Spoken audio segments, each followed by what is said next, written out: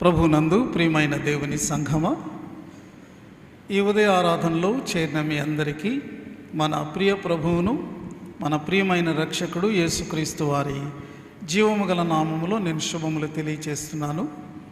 త్రియేక దేవుడు మనకు అనుగ్రహించినటువంటి శ్రేష్టమైన సమయమును బట్టి దేవునికి వందనాలు చెల్లిస్తూ ఉన్నాను.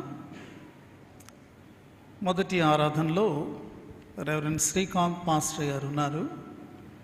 వారు మమ్మలను పరిచయం చేసి, వారు ట్రినిటీ నార్త్ ప్యారిష్ సీతమ్మధార అక్కడికి వారు ట్రాన్స్ఫర్ అయ్యారు కాబట్టి అక్కడికి వారు వెళ్ళారు. నేను మీలో కొంతమందికి తెలుసు, కొంతమందికి నేను క్రొత్త వ్యక్తిని అయి ఉండొచ్చు. నవ్వుతున్న వారందరూ నేను తెలిసినటువంటి వారని నాకు అర్థమైంది.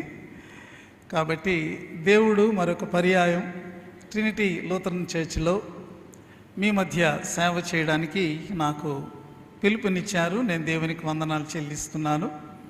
మరి ఊహించని రీతిగా మన అడ్మినిస్ట్రేషన్ సంఘ నాయకత్వం, ప్రస్తుతమైనటువంటి జడ్జెస్ వారు ఈ యొక్క పిలుపును నాకు ఇవ్వడం జరిగింది. మరి ప్యూర్లీ వారి యొక్క నియామకం వల్ల నేను మరలా ట్రినిటీ సంఘంలోనికి ప్రవేశించాను. ఇది దేవుడిచ్చినటువంటి ఆధిక్యతగా, దేవుని యొక్క మహాకృపగా నేను ఎంచుకుంటూ దేవునికి వందనాలు చెల్లిస్తూ ఉన్నాను. 1996 సంవత్సరంలో, అంటే 30 years బ్యాక్ నేను ఫస్ట్ టైం ఇక్కడికి రావడం జరిగింది. 2002వ సంవత్సరం వరకు ఇక్కడ మీ మధ్యలో నేను పనిచేశాను. ఆ తరువాత చాలా సంఘాలు లోనికి నేను వెళ్ళాను. ఇక్కడ తర్వాత షీలానగర్ మన విశాఖపట్నంలో, తర్వాత తాడేపల్లిగూడెం, ఆ తర్వాత ఏలూరు, ఆ తర్వాత హైదరాబాద్లో 3 చర్చెస్ కంప్లీట్ చేసుకుని మరి మీ మధ్యలోనికి రావడం జరిగింది. నాతో పాటు అడిషనల్ పాస్టర్గా reverend S Ramesh Kumar pastor గారిని వేయడం జరిగింది. వారు, వారి సతీమణి శ్రీలత, వారి కుమారులు డానియల్, శామ్యుయల్ వారు కూడా మరి వచ్చి ఉన్నారు. వారిని బట్టి కూడా దేవునికి వందనాలు చెల్లిస్తున్నాం. అలాగే మా పాస్టర్ గారు ప్రమీల ఫిన్ని గారు కూడా మన మధ్యలో ఉన్నారు. మరి మాకిద్దరు కుమారులు, పెద్ద బాబు మేము అప్పుడు ఇక్కడికి వచ్చినప్పుడు జస్ట్ 1 year బేబీ, ఇక్కడే పెరిగి పెద్దవాడయ్యాడు. ఇప్పుడు వివాహం అయింది, యునైటెడ్ కింగ్డమ్లో ఉన్నాడు. రెండవ కుమారుడు ఇక్కడికి వచ్చిన తర్వాత జన్మించాడు. ఆ బాబు మన మధ్యలో ఉన్నారు.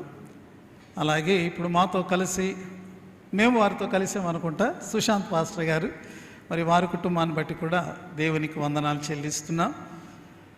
మరి ఇక్కడ జరిగేటటువంటి పరిచర్య మహిమకరంగా, దేవునికి మీకు దీవెనకరంగా, అలాగే మన పట్టణానికి కూడా మనమందరం ఆశీర్వాద కారణంగా ఉండినట్లు మీరు ప్రార్థించాలని మా కొరకు నేను తెలియచేస్తూ ఉన్నాను.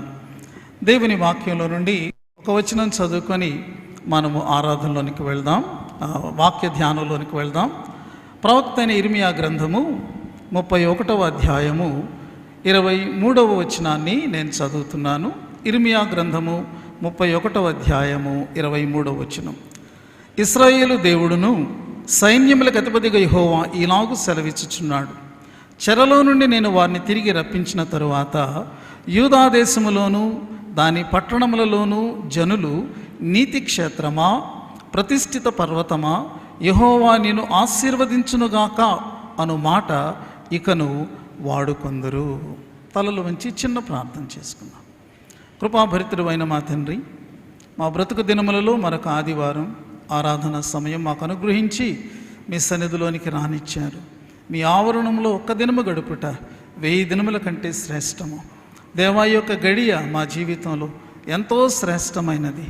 మా ప్రియమైన దేవుణ్ణి, మా రక్షకుడిని మేము కలుసుకుంటున్నటువంటి సమయం, మీ ఆత్మ స్పర్శను మేము పొందుతున్న సమయం, మీ వాక్కు చేత బలపరచబడుతున్నటువంటి సమయం. దేవా, ఈ సమయమందు నా నోటి మాటలు, మా అందరి హృదయ ధ్యానములు మీ దృష్టికి అంగీకారములుగా ఉండినట్లు సహాయము చేయమని యేసుక్రీస్తు దివ్యనామంలో ప్రార్థించి వేడుకొంచున్నాము తండ్రి, ఆమేన్.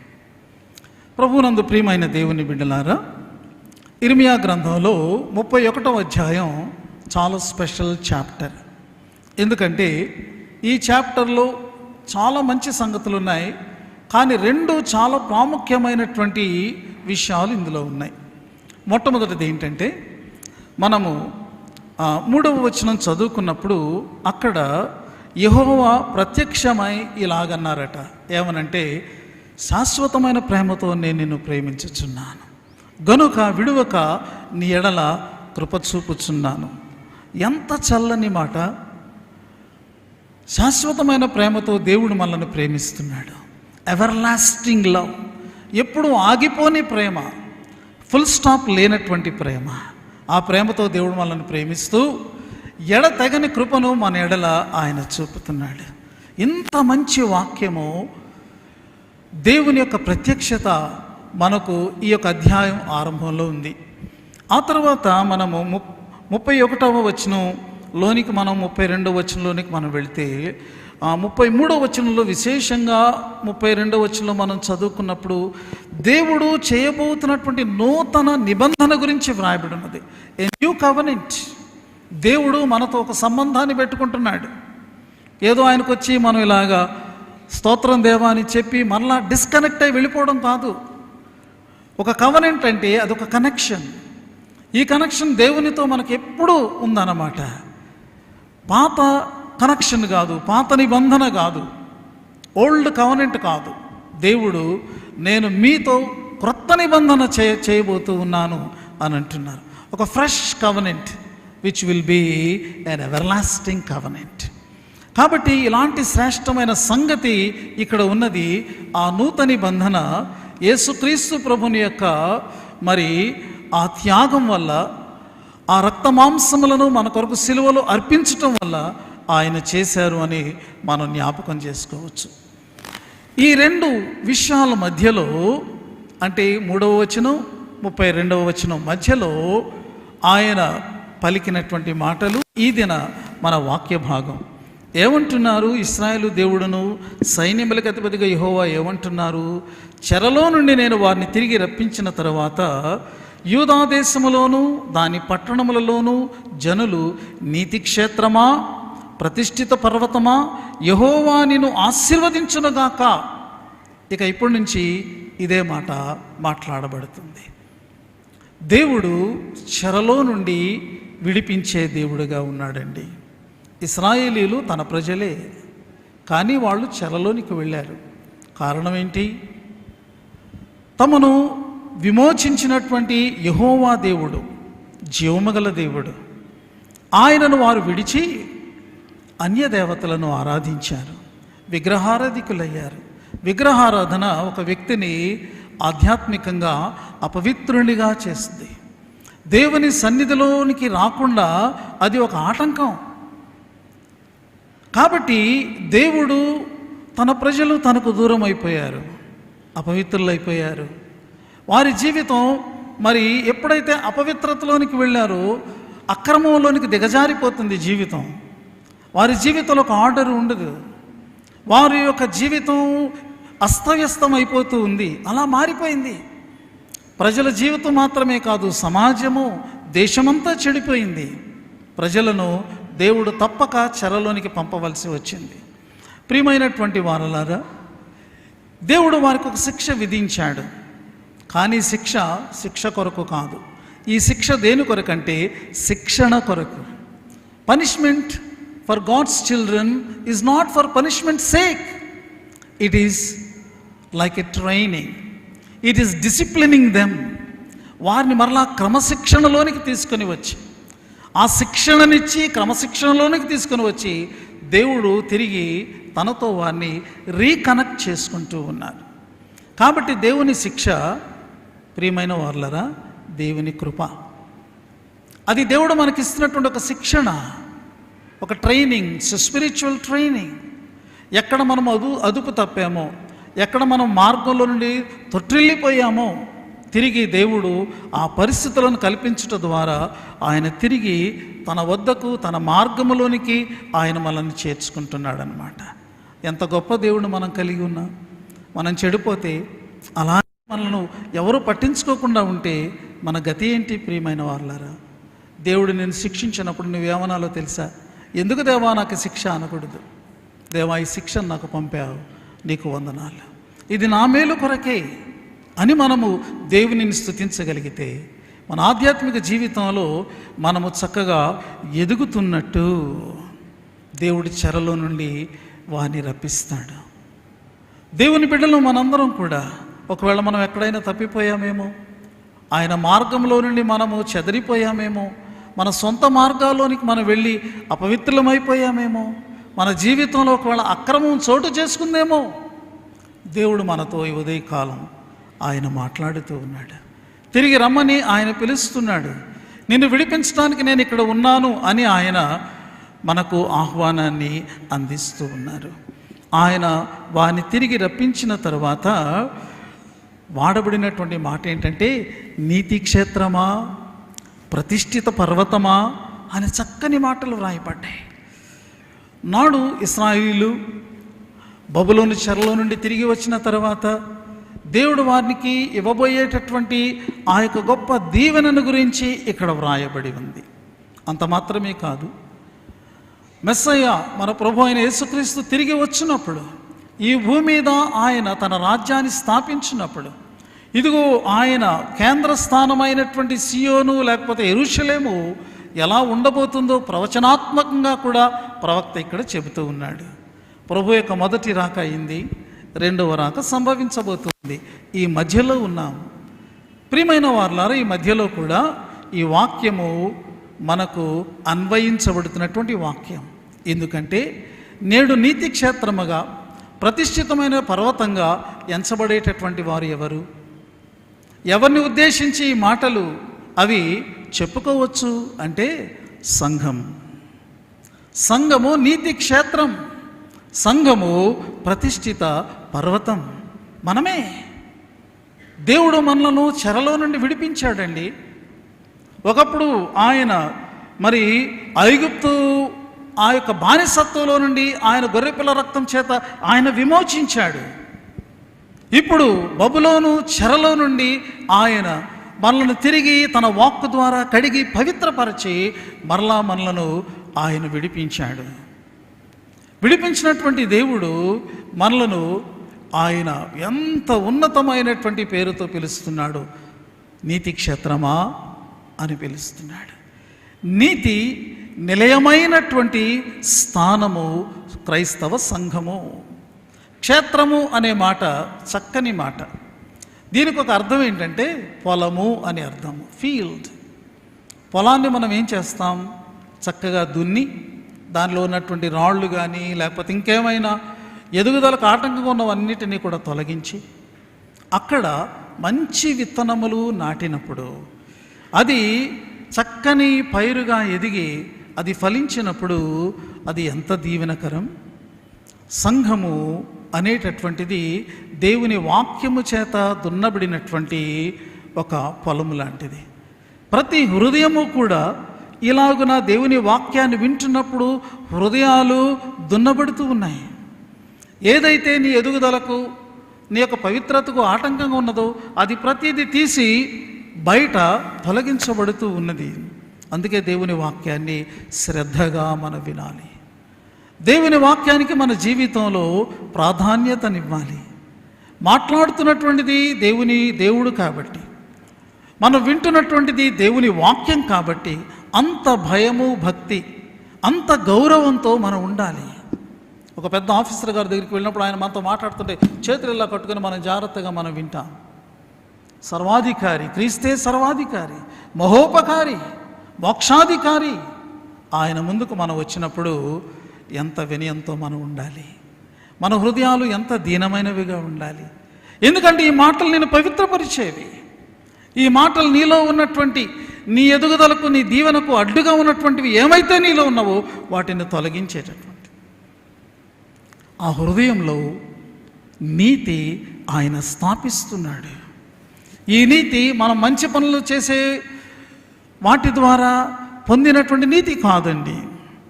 అది యేసుక్రీస్తు సిలువలో కార్చిన రక్తము ద్వారా ఆయన మనకు అనుగ్రహించిన నీతి. మనము నీతిమంతులుగా తీర్చబడ్డాం. నీతి అనేటటువంటి విత్తనము మన జీవితంలో వేయబడుతుంది. అప్పుడు నీతి అనేటటువంటిది మన యొక్క ప్రవర్తనలోను మన వ్యవహారంలోను అది మరి ఎదిగేటటువంటిదిగా ఉన్నది. ఎదిగిన తర్వాత మనము చేసే నీతి కార్యాలంటే దేవునిని మహిమపరిచే కార్యాలు, దేవునిని చూపేటటువంటి కార్యాలు, అవి నీతి ఫలములు అని చెప్పబడుతున్నది. You have to yield the fruit of righteousness. సంఘము అనేటటువంటి దాని దగ్గర తప్ప ఈ లోకంలో ఈ విశ్వంలో ఇంకెక్కడ నీతి లేదండి. అది మనం తెలుసుకోవాలి.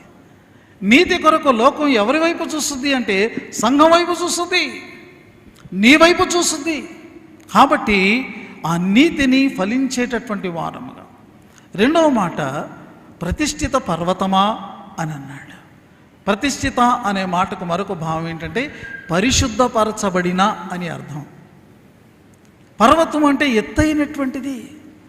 ఈ పరిశుద్ధతలో సంఘము ఎలా ఉండాలి అంటే ప్రజలు తమ తల ఎత్తి చూడగలిగేంత ఔన్నత్యతను కలిగి ఉండాలి. మన జీవితంలో అపరిశుద్ధమైనది ఏది మనం ఉంచుకోవడానికి మనం సాహసించకూడదు. ప్రభువు చెప్పారు, నేను పరిశుద్ధుడిని కాబట్టి మీరును పరిశుద్ధులై ఉండండి అని చెప్పారు కదా. ప్రియమైన వారులారా, యేసుక్రీస్తు కుమారుడైన దేవుడు పరలోకాన్ని మహిమను విడిచి ఈ లోకంలోకి ఎందుకు వచ్చారు? ఎందుకు జీవించారు? ఎందుకు శ్రమ పడ్డారు? ఎందుకు తన యొక్క మరి ఆ రక్తాన్ని ఆయన చిందించారు? ఎందుకొరకు ఆయన మరణించారు? కేవలం మనలను ఈ లోకంలో దీవించడానికా? కేవలం మనకేదో అవసరమైనటువంటి వాటిని మన కుటుంబాలు మనకున్న మరి అక్కర్లను తీర్చడానికా? అది చాలా చీప్ థింకింగ్. అది కాదు, అవన్నీ ఇంక్లూడెడ్. కానీ that was not the purpose. The purpose is to make sinner a Holi person. ఆయన దిగి వచ్చి తన రక్తాన్ని కార్చితే తప్ప సంగమా పరిశుద్ధత అనేటటువంటిది అందుబాటులోనికి రానే రాదు. కాబట్టి ఇదిగో సంఘము పరిశుద్ధపరచబడినటువంటి వ్యక్తులతో సభ్యులతో నిండి ఉన్నటువంటి ఒక సమూహం. అందులో నీవు సభ్యునిగా సభ్యురాలుగా ఉన్నావు. చెక్ చేసుకోవాలి. నేను మరి ఆడ్గా ఉన్నానా, ఇంక్లూడ్ అయి ఉన్నానా? పరిశుద్ధపరచబడితే సంఘంలో I'm included, I'm the part. పరిశుద్ధపరచబడపోతే మనం ఉన్నాము కానీ we're odd, we're not included. మనం ఇంక్లూడెడ్గా ఉండాలి. లోకం నీ వైపు చూసినప్పుడు, ప్రజలు మీ వైపు చూసినప్పుడు, మన వైపు చూసినప్పుడు పరిశుద్ధత అనేది ఉండాలి. ఇది దేవుడు కోరుకుంటూ నీతి క్షేత్రమా, ప్రతిష్ఠిత పర్వతమా అని ఆయన మనలను పిలుస్తూ ఉన్నారు.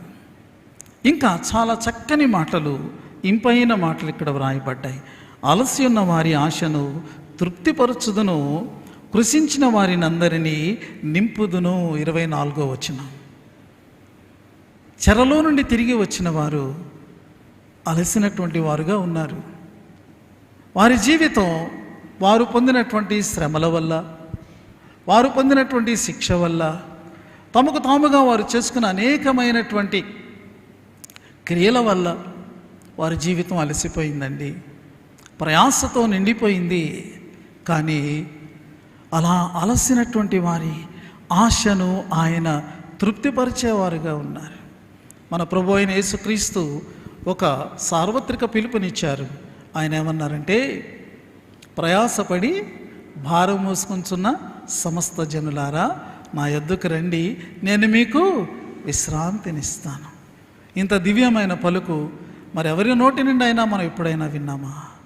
ఆయన ప్రతి ఒక్కరిని పిలుస్తున్నారు. ఏ భేదమును కూడా లేదు. అందరినీ భారము మోయిచున్న సమస్తమైన వారులారా అని అన్నారు. అలసినటువంటి వారి అలసటను తీర్చి సమాధానాన్ని, నెమ్మదిని ఇవ్వగలిగినటువంటి వారు ఆయనేనండి. కృషించినటువంటి వారిని ఆయన మరి తన యొక్క బలముతో, తన కృపతో ఆయన నింపగలిగినటువంటి వారుగా ఆయన సెలవిస్తూ ఉన్నారు. ఈ దిన పత్రిక లేఖనాన్ని మనం జ్ఞాపకం చేసుకుంటే అపోస్తల కార్యముల గ్రంథము 14వ అధ్యాయము 8వ వచనము నుండి కొన్ని విషయాలు వ్రాయబడ్డాయి. లుస్త్రా అనేటటువంటి ఒక ఊరు ఉంది. అది ప్రస్తుతం టర్కీ దేశంలో ఉన్నది. గత కాలంలో అది ఉన్నటువంటి లొకేషన్ ఏంటంటే టర్కీ దేశంలో. దానిని మరి త్రవ్వకాలలో అక్కడ లుస్త్రా అనే పట్టణం ఉంది అనేటటువంటి విషయం అది బయటపడింది. ప్రియమైనటువంటి వార్లరా, నాడు పౌలు బర్నబా అనేటటువంటి అపోస్తలులు సువార్త ప్రకటించు నిమిత్తము తమ ప్రయాణంలో భాగంగా లుస్త్రా అనే ప్రదేశానికి వారు వెళ్ళారు. అక్కడికి వెళ్ళిన తర్వాత ఏం జరిగింది? పౌలు సువార్త ప్రకటిస్తూ ఉన్నాడు. ప్రకటిస్తూ ఉండగా అతని దృష్టి ఒక వ్యక్తి మీద పడింది. ఆ వ్యక్తి యొక్క పరిస్థితి ఏంటి అంటే, పుట్టినది మొదలుకొని కుంటివాడై ఎన్నడూనూ నడవలేక కూర్చుండినటువంటి వాడు. వాడి జీవితం కృషించిన జీవితమే కదా.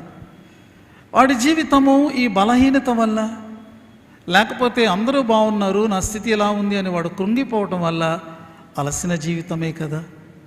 వాడి జీవితంలో ఎప్పుడైనా హృదయపూర్వకంగా వాడు నవ్వి ఉంటాడా?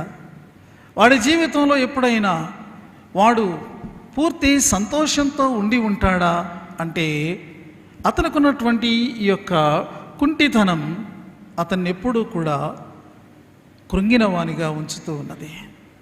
అతని జీవితంలో నిండైనటువంటి సంతోషం లేదు. అందరూ పరుగులు పెడుతూ ఉంటే వీడు మాత్రము అలాగే కూర్చుని ఉండేటటువంటి పరిస్థితి. ప్రియమైనటువంటి వార్లారా, వాడి కొరకు దేవుడు సువార్తికులను అక్కడికి పంపినట్టుగా మనం చూస్తున్నాం. వాడు వాక్యాన్ని వింటున్నాడు, శ్రద్ధగా వింటున్నాడు. శ్రద్ధగా వింటూ ఉండగా అతని హృదయంలో for the first time he was knowing the name of Jesus. అనేక సార్లు వినలా.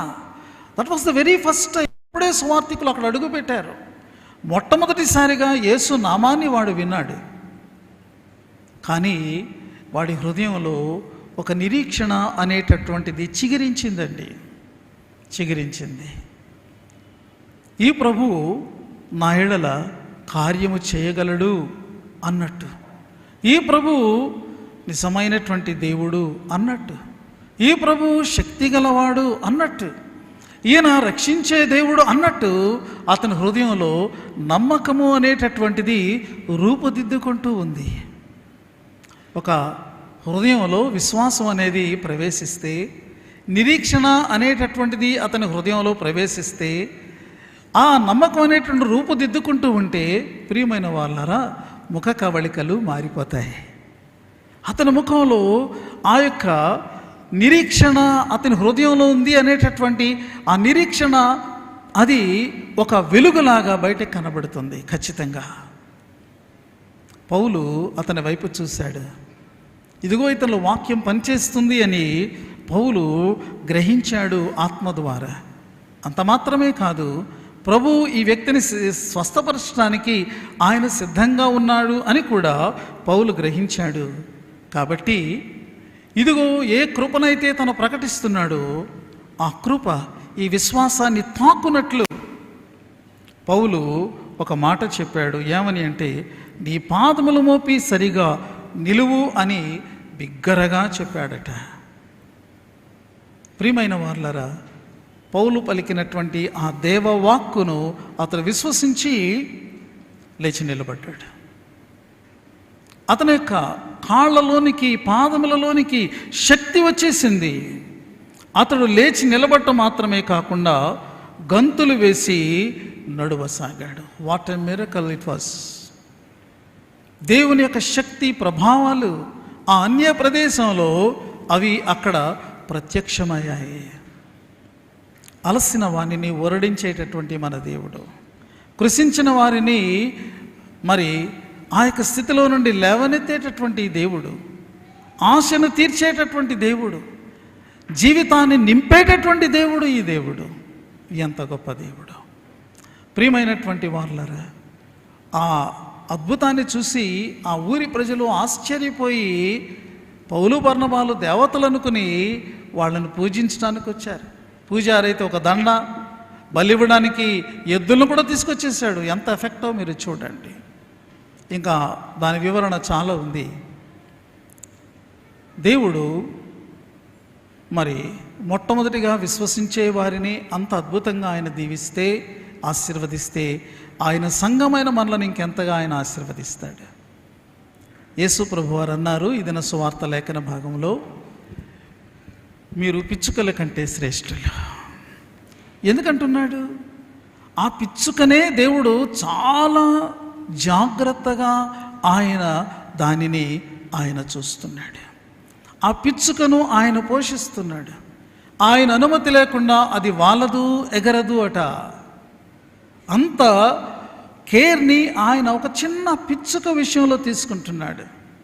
దేవుని ప్రతిరూపంలో చేయబడినటువంటి మన విషయంలో ఇంకెంత శ్రద్ధ వహిస్తాడు. అలా శ్రద్ధ వహించేవాడు నీ దేవుడని నీవు నమ్మాలి. ఆ నమ్మకంలో స్థిరపడాలి. ఇంకా ప్రభువారు ఏమన్నారో తెలుసా? మీ తల వెంట్రుకలన్నీ కూడా లెక్కింపబడి ఉన్నవి. In detail God knows about you. మీ తల వెంట్రుకలు ఎన్ని ఉన్నాయో మీరు చెప్పగలరా? మనకు తెలుసండి, కౌంట్ చేయలేము, మనకు తెలియదు. కానీ దేవునికి తెలుసట.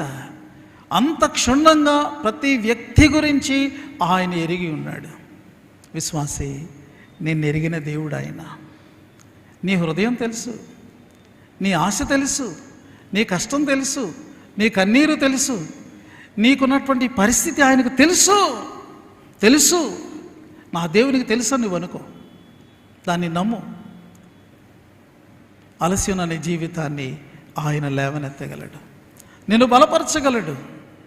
కాబట్టి ఇదిగో మనము చేయవలసినటువంటి పని ఏంటి అంటే, ఈ దిన సువార్త లేఖన భాగం కంటిన్యూటీ మనం చూస్తే 1 తర్వాత వచనాలు మనం చూస్తే ప్రభు ఏమన్నారంటే, మీరు ఎక్కడున్నా సరే నా బిడ్డలుగా మీరు కనపడండి, నా నామాన్ని మీరు లోకం ఎదుట మీరు ఒప్పుకోండి అని ప్రభువారు సెలవిచ్చారు. Be a Christian before the world, wherever you are. నీవు ఎక్కడ ఉన్నప్పటికీ కూడా నువ్వు క్రైస్తవుడవు, నువ్వు క్రీస్తుకు చెందినవాడు, క్రీస్తుకు చెందిన దానవు అన్నట్టుగా నీవు జీవించాలి. అది దేవుడు ఆయన డిమాండ్ చేస్తున్నారు. నీ కొరకు ప్రాణం పెట్టిన దేవుడు దేనైనా డిమాండ్ చేయగలడు. కాబట్టి ఇదిగో be a Christian in your word. నీ మాటలు నీవు క్రీస్తుకు చెందినవాడవని తెలియచేయాలి. Be a Christian in all your action. నీవు చేసే ప్రతి క్రియలో కూడా అవి నీవు క్రీస్తుకు చెందినవాడవని తెలియచేయాలి. Be a Christian in your relationships. నీకున్నటువంటి సంబంధ బాంధవ్యాలు, అవి కుటుంబ బాంధవ్యాలైనా లేకపోతే అవి స్నేహ బంధాలైనా ఏవైనప్పటికీ కూడా అవన్నీ కూడా నీవు క్రైస్తవుడు అని తెలియచేయాలి. Be a Christian in your business. నీవు చేసే వ్యాపారంలో నీవు చేసే విధానము ఇదిగో ఇతడు క్రీస్తుకు చెందినవాడు. ఇన్ యువర్ ఆక్యుపేషన్, నీవు చేసేటటువంటి ఏ పనిలో అయినా సరే నీవు క్రైస్తవుడుగా కనపడాలి. Be a Christian in your office. నీవు పనిచేసే కార్యాలయంలో నీవు క్రైస్తవుడుగా ఉండు. టు బీ ఏ క్రిస్టియన్ అంటే ఏంటి? క్రైస్తవుడుగా ఉండడం అంటే ఏంటి? To be a Christian is to live in righteousness and in holiness. నీతిలోను పరిశుద్ధతలోను మనం ఉన్నప్పుడే మనము క్రీస్తుకు చెందిన వారం. ప్రియమైనటువంటి వారులారా, ఈ ఉదయకాలమందు మనము ఇట్టి జీవితాన్ని అపేక్షించాలి, ఇట్టి జీవితాన్ని మనము కోరుకోవాలి. ఆ రీతిగా మనము జీవించినట్లు పరిశుద్ధాత్మ తన సహాయాన్ని మనకు మెండుగా అనుగ్రహించునుగాక. ఆమేన్.